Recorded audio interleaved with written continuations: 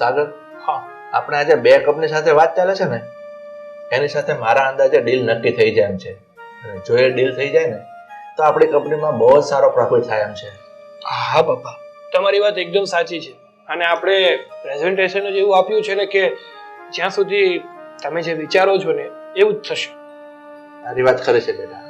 હવે આના પર આપણે આગળ વિચાર કરીશું. Kavin sir. Yes Kavin. Sir hello. હા, આપણા ટેન્ડરની ફાઇલ છે. આ વખતે પણ આપણે મહેતા ઇન્ડસ્ટ્રીઝનું ટેન્ડર હારી ગયા છે.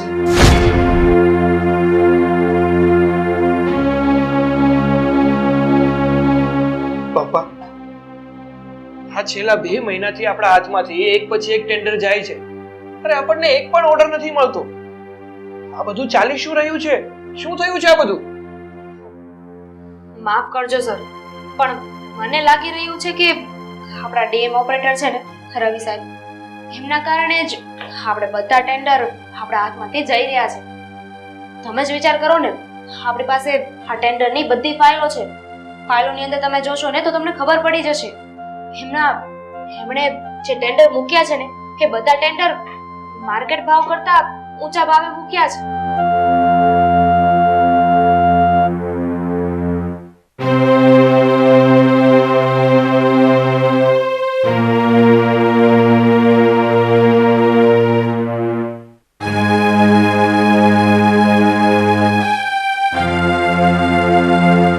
હા પપ્પા, આ રવિનાની વાત એકદમ સાચી છે.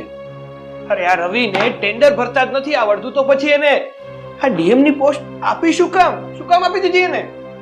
એવું નથી બેટા. આ રવિ છે ને એકદમ હોશિયાર અને હોનહાર છોકરો છે, અને એટલે જ તો મેં એને રાખ્યો છે. પણ એની મેનેજમેન્ટની બુદ્ધિ એ તને ખબર નથી. એ છોકરામાં મેનેજમેન્ટની બુદ્ધિ બહુ સચોટ છે, અને એટલે જ તો મેં એને રાખ્યો હતો. પણ મને લાગે છે કે આ વખતે એનાથી કોઈ ચૂક થઈ જાય છે. સર, હા કેવી વાત કરી રહ્યા છો તમે? બધી ફાઇલ તમારા નજરની સામે છે. આ વખતની વાત નથી. રવિ સર બધા જ ટેન્ડરમાં ગોટાળા કરી રહ્યા છે, અને એટલે જ ટેન્ડર આપણા હાથમાં નથી આવતું. લોકો સાંભળો, આ રવિ દર વખતે જો આવું કરતું હોય ને તો આપણી કંપની માટે યોગ્ય નથી. હા રવિના, એક કામ કર ને, આ રવિને ઓફિસમાં મોકલ. હા, આમાં તમારી સાઈન કરી આપો.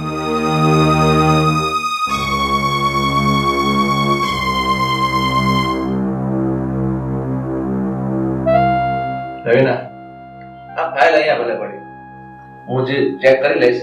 તું તારા કેબિનમાં જા અને બીજી વાત સાંભળ. આ રવિ છે ને એને મારી ઓફિસમાં મોકલ. હા સર.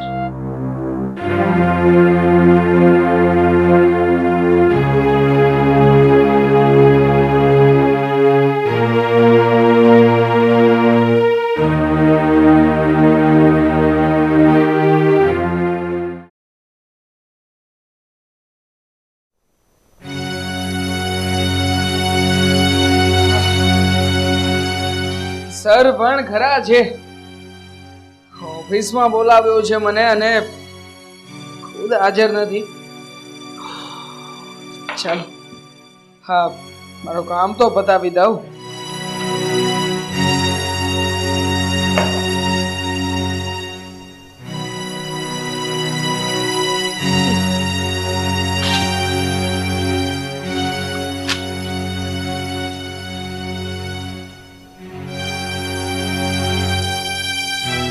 મારી જાણ બહાર ડીલ થઈ રહી છે. વાહ, ને શું લાગે છે હું ડીલ થવા દઈશ? ક્યારેય નહીં. હવે પણ ડીલ ક્યારેય નહીં થાય. તું આ શું કરે છે? નથી દેખાતું? હા, તમારી ઓફિસની ફાઇલના જરૂરી ડોક્યુમેન્ટ્સ ફાડી રહ્યો છું. રવિ, તું સમજતો કેમ નથી? હું તને 2 હાથ જોડીને વિનંતી કરું છું, પ્લીઝ પ્લીઝ હવે તું મને છોડી દે. તે મારું જેટલું નુકસાન કરવાનું હતું ને એ બધું કરી દીધું છે. હવે તો તું મને બક્ષી દે. એટલે તું મહેરબાની કરીને તું હવે જાય છે. શું વાત કરો છો તમે? બરબાદી? અરે હજી તો તમે તમારી બરબાદીના 10% 10% પણ નથી જોયા. શું હાલત કરી હતી મારા પપ્પાની યાદ છે ને તમને? અને એમને નોકરીની જરૂર હતી ત્યારે રસ્તા ઉપર ભટકતા કરી દીધા હતા ને. બસ એ જ હાલત હું તમારી કરવા માંગુ છું. આ કંપનીને અને તમને એટલી હદે પછાડી દઈશ ને, જોઈ લેજો. મારા પપ્પાની જેમ તમારે પણ રસ્તા ઉપર ભીખ માંગીને બે રોટલી ખાવાના વારા આવશે. હા હા હા રવિ, હું માનું છું કે તને મારી પ્રત્યે ગુસ્સો છે, મારી પ્રત્યે નફરત છે, પણ તું મારી ઉપર, આ મારી કંપની પર, મારા દીકરા પર, મારા ઘરવાળી ઉપર, એની પર તો તું દયા ખા. એટલે ભાઈ, હું તને પ્રેમથી સમજાવું છું હવે કે તું અમારી પર દયા ખા અને તું હવે મારી કંપની છોડીને નીકળી જા. શું કહી રહ્યા છો? દયા કરવું અને એ પણ તમારી ઉપર? ઇમ્પોસિબલ. યાદ છે ને તમને? મારા પપ્પા પણ એ દિવસે તમારા પગમાં પડીને તમારા સામે હાથ જોડીને કરગરી રહ્યા હતા અને પોતાની નોકરીની ભીખ માંગી રહ્યા હતા. એ સમયે મારા મમ્મી પ્રેગ્નેન્ટ હતા, એના પેટમાં બાળક હતું અને તમને જરા પણ દયા નહોતી આપી. માફ કરી દેજો. આજે આ દિવસ ફરી ગયો છે. એ સમયે તમારી જગ્યાએ મારા પપ્પા ઊભા હતા ને આજે એમની જગ્યાએ તમે. ક્યારેય માફ નહીં કરું. હું બદલો લઈને રહીશ કોઈ પણ હિસાબે. અને હા, હું પહેલી વખત કે છેલ્લી વખત નહીં, વારંવાર થશે. જ્યાં સુધી આ કંપની પૂરી બરબાદ ના કરી નાખું ને ત્યાં સુધી થશે. યાદ રાખજો મારી આ વાત. હટો.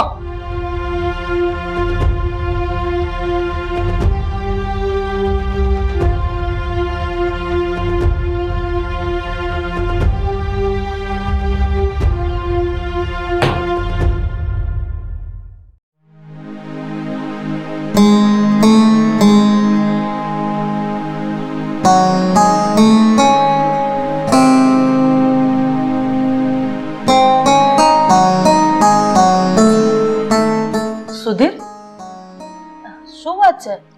કેમ આમ ચિંતામાં છો? ઓફિસમાં કઈ થયું છે? દાદા, આ ઓફિસમાં તો છે ને ન થવાનું થઈ ગયું છે અને હવે જે થવા જઈ રહ્યું છે ને એની મને ચિંતા સતાવે છે. અરે, તમે કહેવા શું માંગો છો? મને કઈ સમજ નથી પડતી. સીધી વાત કરો ને. શું વાત છે?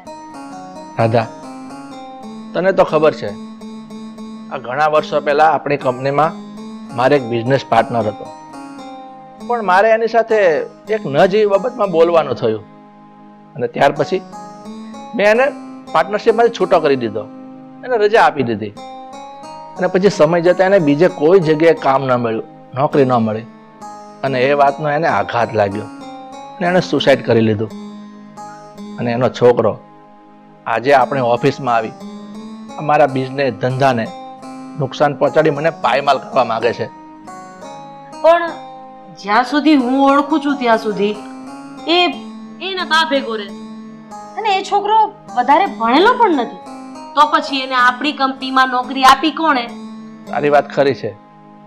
એ છોકરો ભણેલો નથી, એની પાસે કોઈ ડિગ્રી નથી, ફક્ત 10 ધોરણ જ ભણેલો છે, પણ એને ઓફિસમાં આવી અને છરીની અણીએ આપણા દીકરાને મારી નાખવાની ધમકી આપી છે. જો તમે મને નોકરી નહીં આપો તો તમારા દીકરાનું હું ખૂન કરી નાખીશ, મારી નાખીશ એને.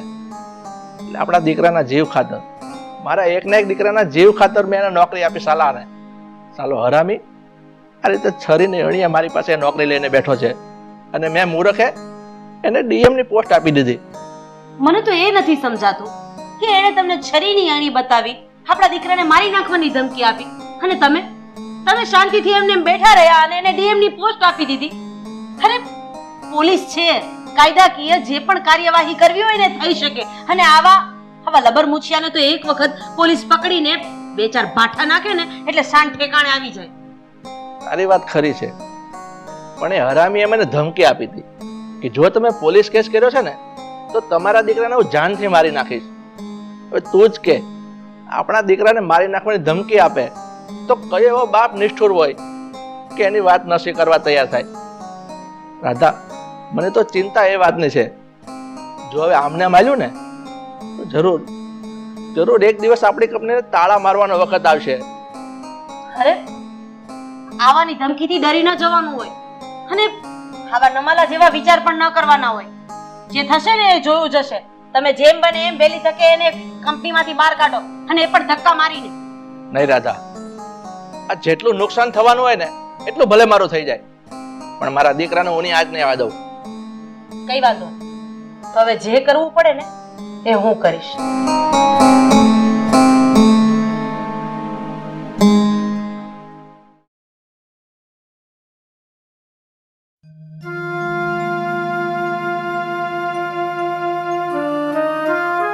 સાગર, ક્યારની સમજાવી રહી છું કે જ્યારે આટલો મોટો બિઝનેસ લઈને બેઠા હોય ને ત્યારે આવા ટેન્શન તો આવ્યા કરતા હોય. નાની મોટી મુસીબત તો આવે ને તો એમાં આટલું બધું ગભરાવાનું ન હોય, ચાલ્યા કરે. હું માનું છું કે તમે ટેન્શનમાં છો, પણ કઈ ભૂખ્યું થોડી રહેવાનું હોય. તમે કેટલા દિવસથી કઈ સરખું ખાધું પીધું પણ નથી. થોડું ખાઈ લો પ્લીઝ. શું જવા દેવાની વાત કરે છે?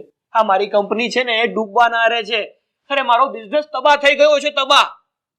મને કઈ સૂચતું નથી કે હું શું કરું. આ કંપનીના ટેન્ડર એક પછી એક હાથમાંથી જવા લાગ્યા છે.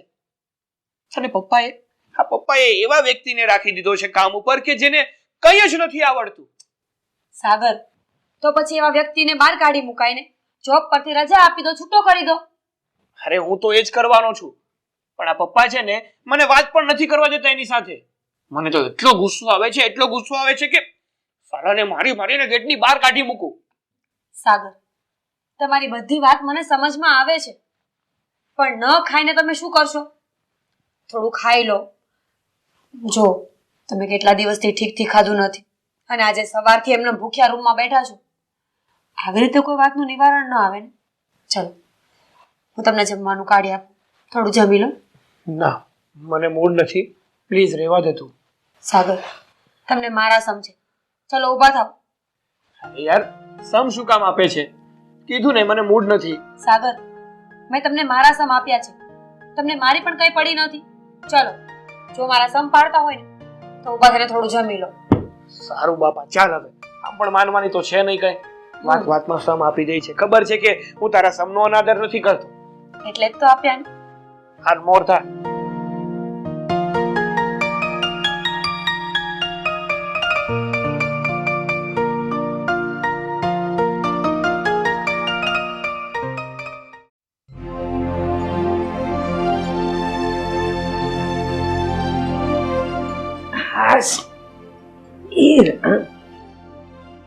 પગે બહુ. જય શ્રી કૃષ્ણ. એ આવો. જય શ્રી કૃષ્ણ. હા બેનબા, તમે અહીંયા કઈ કામ હતું? હા, કામ હતું એટલે જ અહીંયા આવી છું. બોલો ને.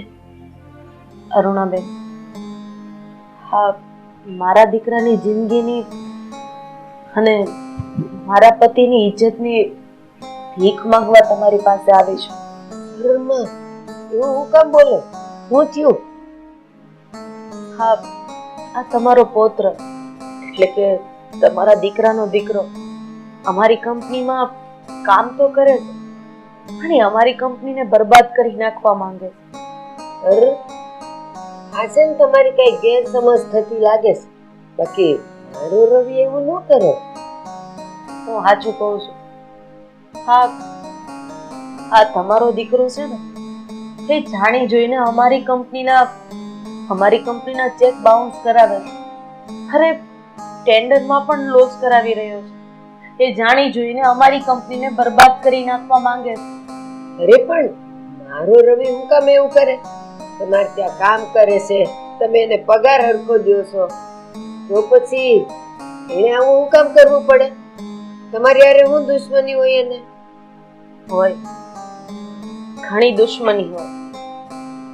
ને ઘણી દુશ્મની એવી હોય કે જ્યારે બદલો લેવાઈ જાય પછી ખબર પડે કે આ તો જૂની દુશ્મનીનો બદલો લેવાયો છે. બા, આ વર્ષો પહેલાની વાત છે. તમને યાદ છે, અમારો દીકરો અને મારા પતિ બંને એક સાથે કંપનીમાં કામ કરતા હતા, પાર્ટનર હતા બંને.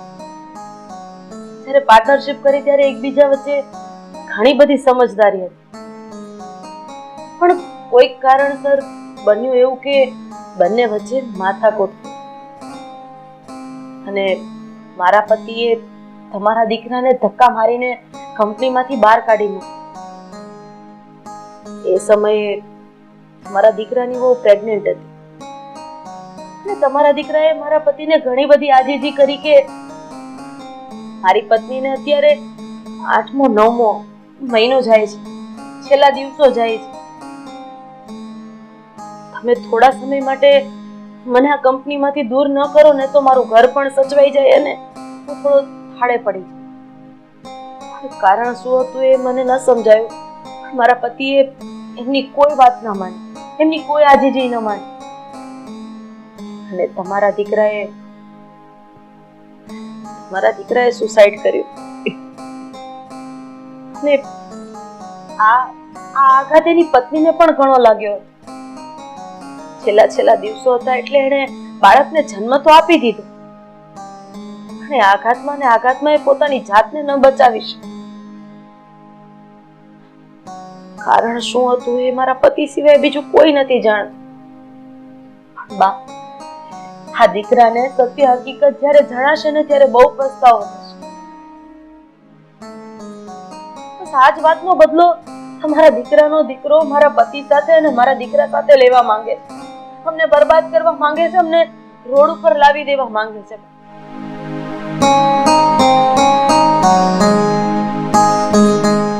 બેનબા, તમે ચિંતા ન કરો. હા, મારા દીકરાને મને યાદ આવી ગઈ, પણ હવે મારો રવિને હું સમજાવી દઈશ બધું. જરાય ચિંતા ન કરો.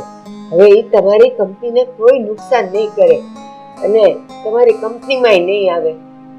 એ હવે તમારી ત્યાં નોકરી નહીં કરે. હું એને બધું સમજાવી દઈ. હો બા, તમારો આભાર માનો ને એટલો ઓછો છે.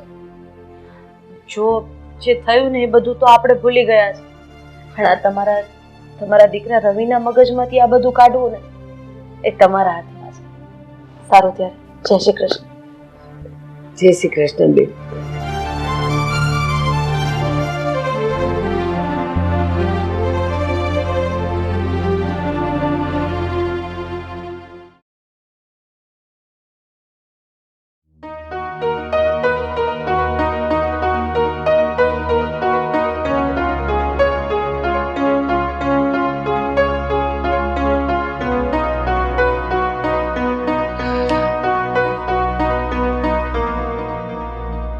આવી ગયો બેટા? હા બા, આવી ગયો. કેટલું નુકસાન કરીને આવ્યો કંપનીમાં? કપાતર, આટલો બધો તું નીચે ઉતરી શકે? છોકરાને મારવાની ધમકી આપીને નોકરી લીધી અને હવે તું એ લોકોને બરબાદ કરવા માટે ઊભો થયો છે. શરમ નથી આવતી તને? બેશરમ. સાચી વાત છે બા તમારી. આ કંપનીને હું નુકસાન પહોંચાડી રહ્યો છું, પણ કેમ બા? આ વાત તમે કેમ ભૂલી ગયા છો? યાદ છે ને તમને એ દિવસો જ્યારે મારા પપ્પાને કંપનીની પાર્ટનરશિપ માંથી કાઢી મૂકવામાં આવ્યા હતા? મારા પપ્પાએ તો જે કંપનીના માલિક હતા એ જ કંપનીમાં નાનકડી અમથી નોકરી માટે પણ ભીખ માંગી હતી. સાલા કપાતર પેલા સુધીરે એને નોકરીમાં ન રાખ્યા ને નોકરી ચાલી જવાથી પપ્પાને માનસિક આઘાત લાગ્યો અને પપ્પાએ સુસાઇડ કરી નાખ્યું. યાદ છે ને બા, એ સમયે મારા મમ્મીની શું પરિસ્થિતિ હતી? પ્રેગ્નેન્ટ હતા, 8મો મહિનો ચાલતો હતો અને મને લઈને મારા મમ્મી રસ્તા ઉપર ભટક્યા. કેવી રીતે મારો જન્મ થયો એ તો મને યાદ નથી. મને એ વાત આજે પણ યાદ છે કે મારા જન્મ પછી તરત જ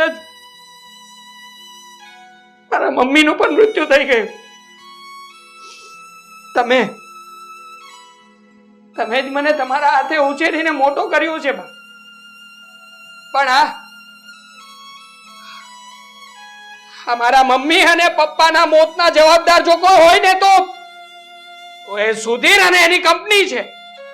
એની કંપનીને હું ક્યારેય પણ ઊંચી નહીં આવવા દઉં. જ્યાં સુધી એ કંપનીનો ખાત્મો નહીં બોલાવી દઉં ને ત્યાં સુધી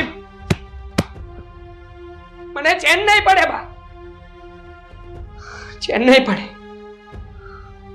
હા, બધું યાદ છે મને, બધું જ. તારા પપ્પા સુધીરભાઈ સાથે પાર્ટનર હતા. પછી એ લોકોને ઝઘડો થયો, પાર્ટનરશિપમાંથી એ છૂટાત કર્યા અને પછી એ પાછી નોકરી ગોતવા ગયા ત્યાં જ.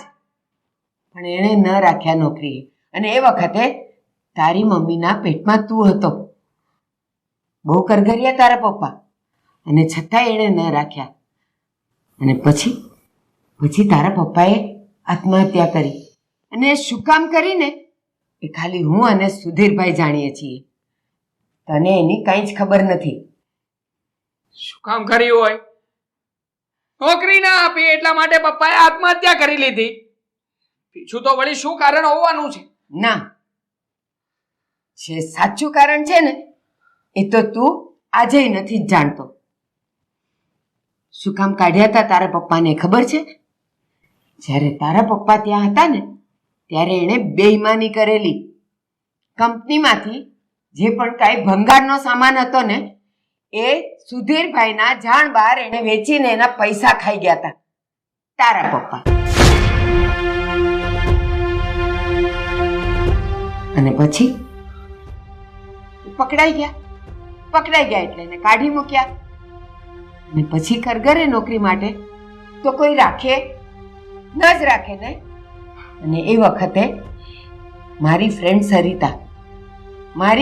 સરિતાએ તારી માને આશરો આપ્યો અને ત્યાં તારો જન્મ કરાવ્યો. બસ આજે એ સરિતાની દીકરી છે ને નિધિ, એ સુધીરભાઈના દીકરા વેરે છે. એની આટલી સારપ જોઈને મેં જ લગ્ન કરાવી આપેલા. હવે ખબર પડી કે સાચી હકીકત શું છે? અરે જો સરિતાએ તારી માને રાખીને તને જન્મ ન અપાવ્યો હોત ને તો ખબર નહીં તારો જન્મ ક્યાં થયો હોત. કમસે કમ સરિતાનો બદલો તો તું ચૂકવ. શું કામ તું એની દીકરીના સુહાગને બરબાદ કરવા નીકળ્યો છે? હવે છોડ એ બધી વાત. કાલથી તારે સુધીરભાઈની કંપનીમાં નથી જવાનું. છોડી દે એ નોકરી અને આ બદલાની ભાવના પણ છોડી દે.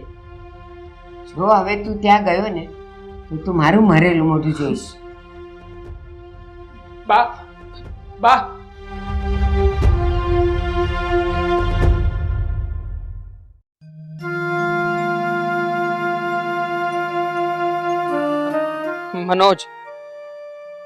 મનોજ, તું કંઈ પણ કર પણ મારી નોકરી માટેની વ્યવસ્થા કરી આપ.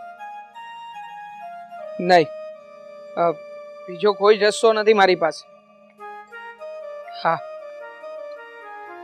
મોકલી આપીશ. ઠીક છે, પછી ફોન કરું તને.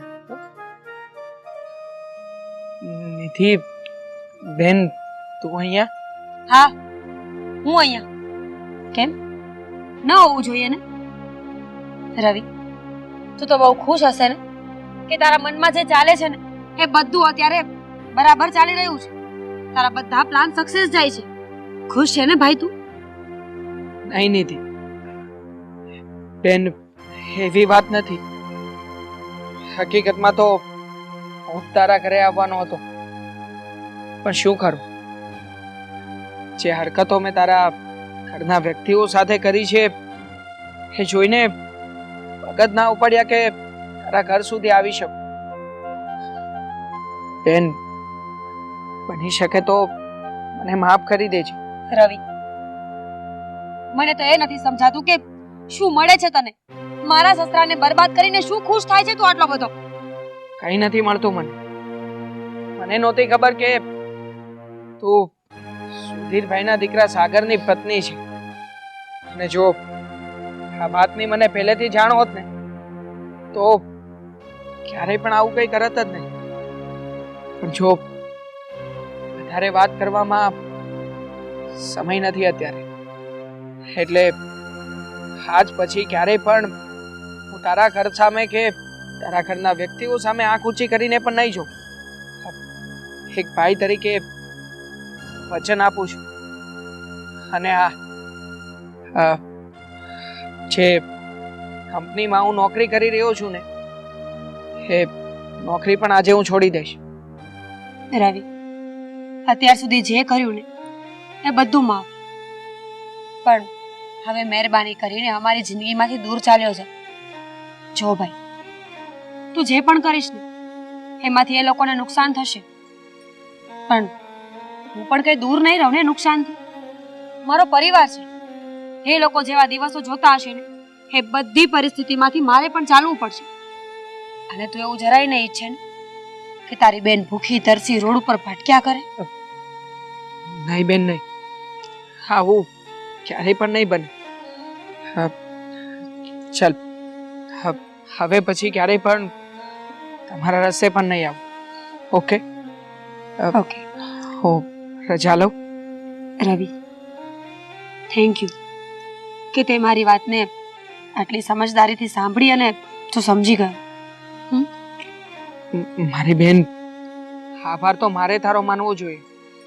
આજે તારા અને તારા મમ્મીના હિસાબે તો હું આ જીવન જીવી રહ્યો છું. માનું છું કે મારા આંખ આડે અત્યાર સુધી નફરતની પટ્ટી બાંધેલી હતી, પણ હવે મને સાચી વાતની ખબર પડી ગઈ છે. એટલે આ ભૂલ ક્યારેય નહીં થાય. ધ્યાન રાખજે તારું. જય શ્રી કૃષ્ણ. જય શ્રી કૃષ્ણ.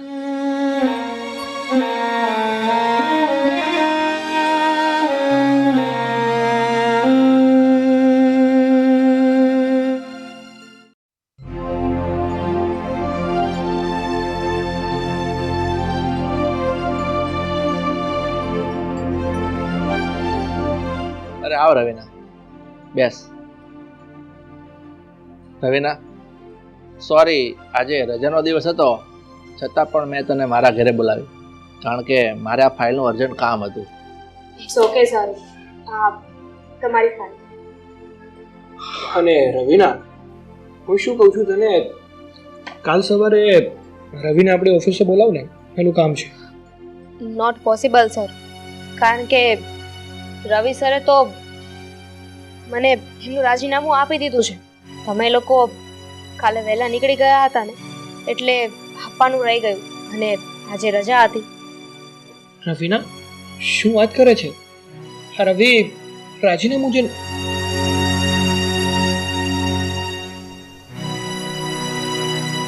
હા બેટા, એ વાત સાચી છે કે રવિ આપણી કંપનીમાંથી રાજીનામું આપી દીધું છે.